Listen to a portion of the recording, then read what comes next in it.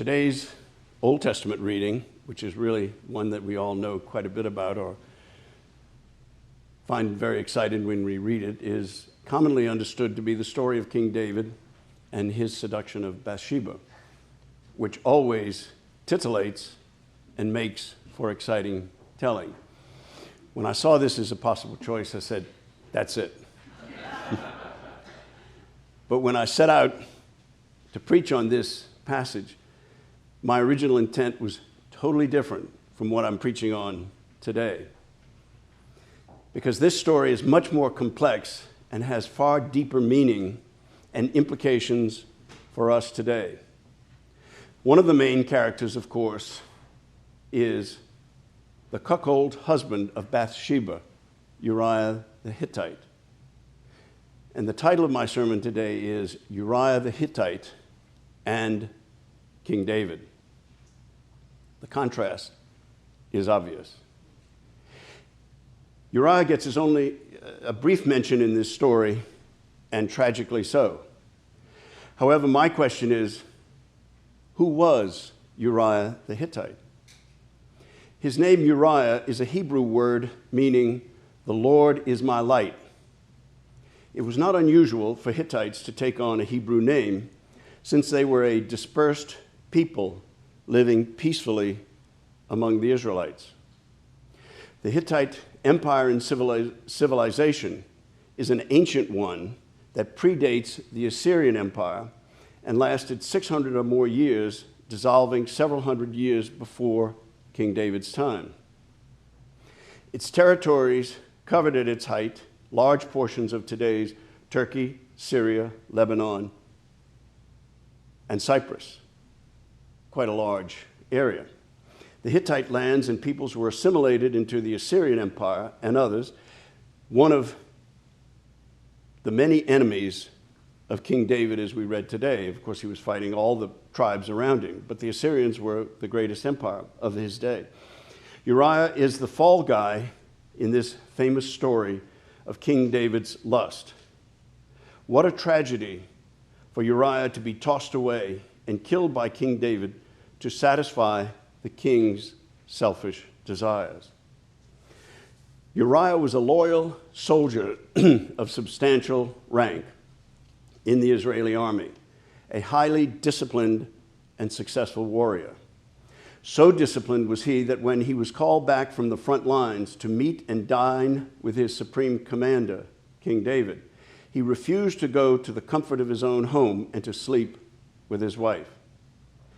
Instead, he chose to sleep with his fellow soldiers as they slept on the ground outside the gates to King David's palace. When King David learned this, he pursued his treachery further and invited Uriah to dine with him and to drink until he was drunk. What else could a loyal soldier do when seduced by the treachery of his commander? He obeys what he feels is a genuine order and kindness. On the next day, David gives Uriah a sealed letter to Joab, which instructs Joab to have Uriah killed by placing him in the front lines below the city walls and then withdrawing his support. Joab was Uriah's commanding officer, and he was also David's nephew and henchman. Joab did David's dirty work so that David could maintain plausible deniability and keep his hands clean.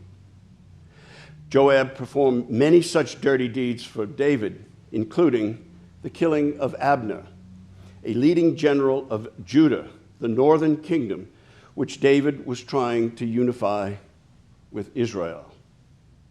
After peace negotiations between David and Abner, and they were resolved peacefully, Joab met with Abner, pretending to embrace him, and he thrust his knife into Abner's chest and killed him. David denied responsibility, but he was still able to unite Judah and Israel into one kingdom under his control.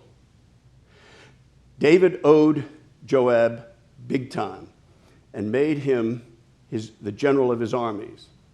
He was David's major protector, and when David's son, Absalom, revolted and tried to overthrow David, Joab hunted him down and killed him against David's wishes.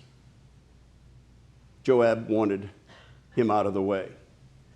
David again denied responsibility and wept for his son, despite his son's betrayal. Joab's ultimate sin was to side with another of David's sons to help him to succeed to the throne as David was dying. On his deathbed, David chose Solomon as his successor at Bathsheba's urging. He told Solomon to deal with Joab as he knew he would. Joab immediately fled to the tent of the Lord and declared sanctuary at the Ark of the Covenant. Solomon disregarded that plea of sanctuary and had Joab hacked to pieces, literally, a fitting end to his treacherous life. So now we know how important Joab was in this story and what he did to secure a position of power and prestige. Joab is compared to other historical henchmen, such as Mark Antony, Thomas Cromwell, Heinrich Himmler, and others, all of whom met similar fates. But what about Uriah and David? Uriah is remembered for his loyalty and courage, and for being the victim of ruthless and selfish power. David is remembered as the greatest of all Israeli kings because of his many conquests and his great charisma. He was the unifier of the north and the south, Judah and Israel, into the kingdom of Israel. He was the father of Solomon and the progenitor of Jesus the Christ. But David paid a severe price for his treachery and his lust.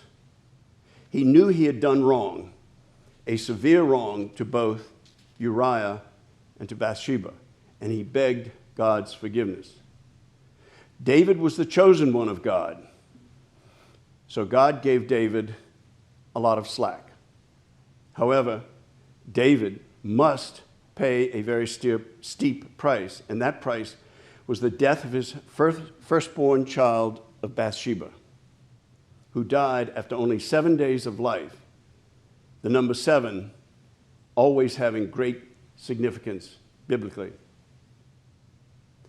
David was forgiven by God, and his next son by Bathsheba was Solomon, the greatest ruler of Israel of all time, known for his wisdom, justice, and prudence, character traits that should be emulated by all leaders.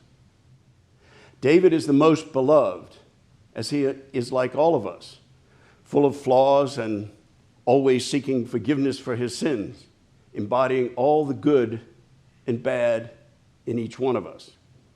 On the other hand, Solomon was a great ruler, administrator, builder, and unifier. He is not as colorful as David, but he effectively ruled the kingdom that David had created. Uriah, Joab, David, Bathsheba, and Solomon are all characters in a great morality play, a play of loyalty, lust, power, treachery, cover-up, revenge, love, fear, forgiveness, and redemption. Wow.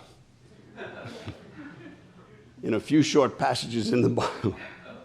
It would be hard even for Shakespeare to pack all of that in one play.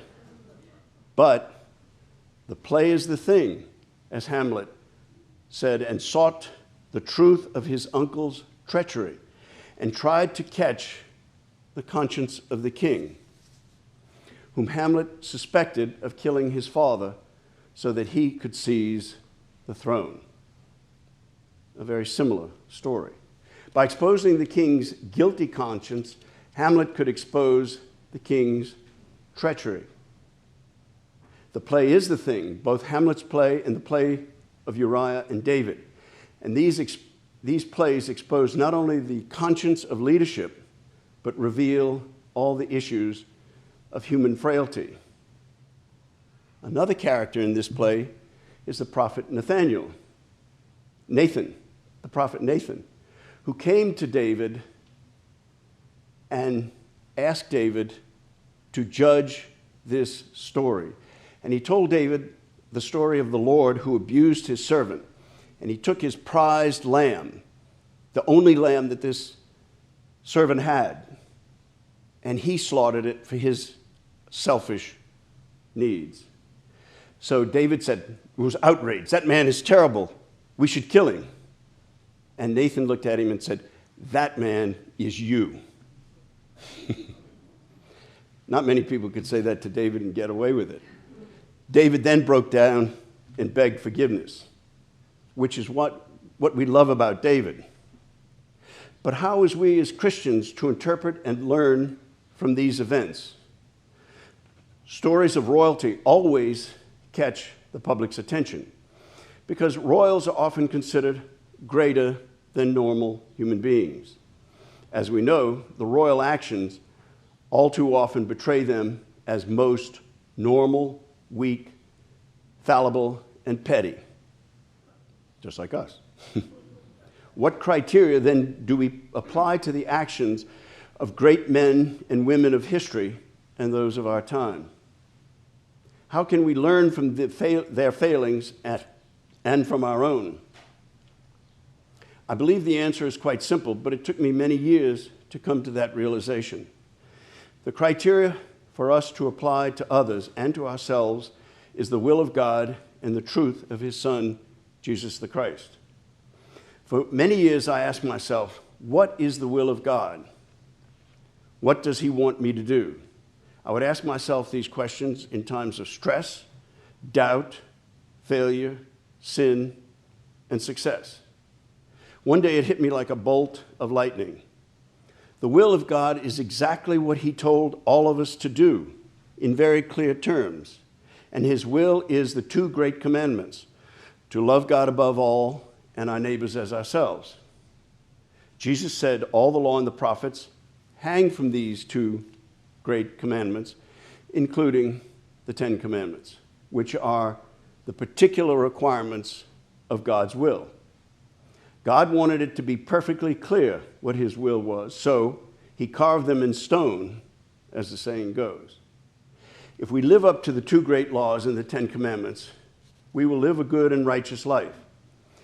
If we hold our leaders to those standards, they too will live a good and righteous life and exercise their power accordingly.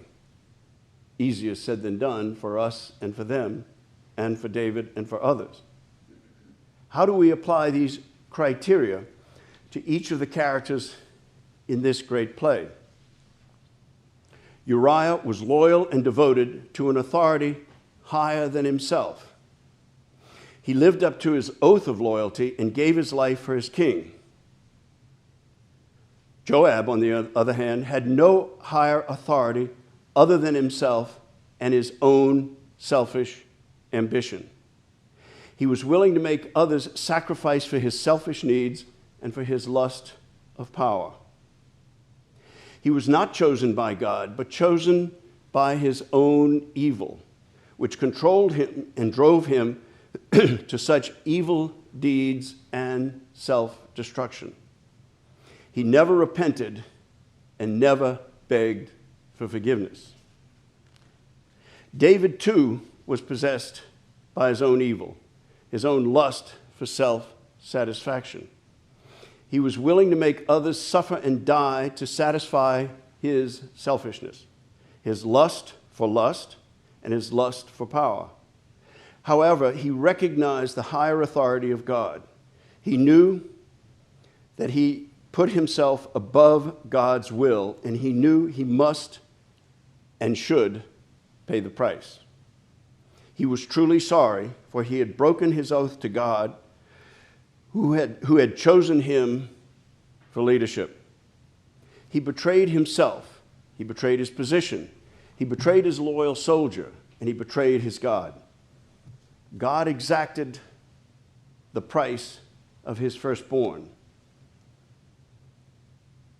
Just as the angel of death took the firstborn of the Egyptians and the Israelites, who did not honor God with the blood of the Lamb on their doorposts. This is not an accidental illusion in this story of King David, nor is it an accidental allusion to the killing of the firstborn, just as when Herod killed the firstborn innocents in his pursuit of Jesus.